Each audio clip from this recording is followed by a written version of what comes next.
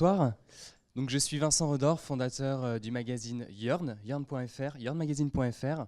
C'est un magazine entièrement dédié au do-it-yourself et tous les domaines que ça touche, mobilier, recyclage, valorisation, loisirs créatifs notamment, parce que c'est notre plus gros succès. Je ne sais pas si vous le saviez, mais 61% des Français pratiquent les loisirs créatifs et notamment le do-it-yourself. Parmi ces 61% des Français, les 2/3 estiment qu'ils ont beaucoup de difficultés à créer. Ils s'estiment clairement incompétents. Donc nous, en fait, on va intervenir là-dedans, c'est-à-dire qu'on va essayer de les accompagner dans cette démarche. Ils ont besoin d'être accompagnés d'un point de vue participatif. Ils ont besoin d'être guidés, il y a les tutos YouTube pour ça, mais ils ont besoin de quelqu'un sur place.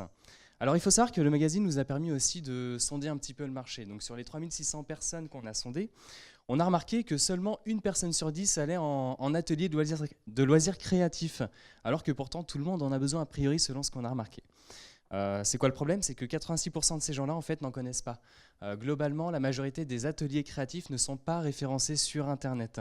Ils ne sont pas visibles. Pour ceux qui sont visibles, ils sont globalement dans des annuaires, ils sont sur des blogs qui ne sont pas forcément mis à jour et il n'y a pas moyen de booker un atelier, de réserver. Il n'y a pas moyen de faire de promotion, etc.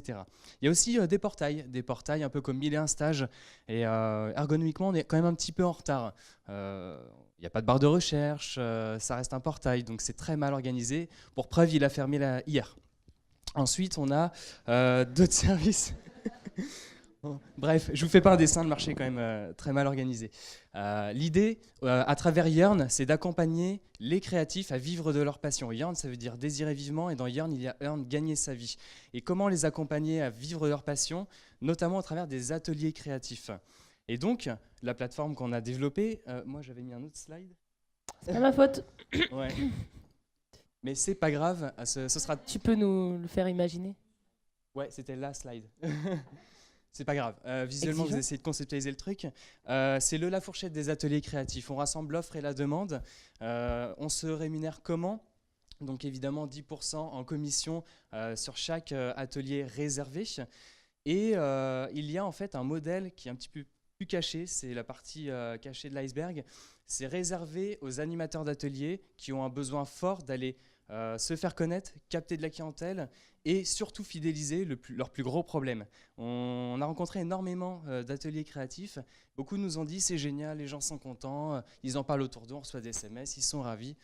Bah, c'est génial, vous gagnez votre argent. Bah non, ils ne reviennent pas. Bah pourquoi?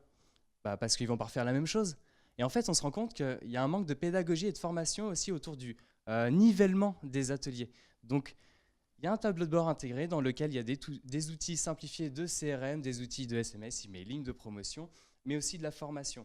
Donc, on retrouve aussi les mêmes systèmes que Airbnb qui accompagnent ceux qui sont déjà lancés, mais aussi il accompagne ceux qui vont se lancer, qui hésitent à passer le pas.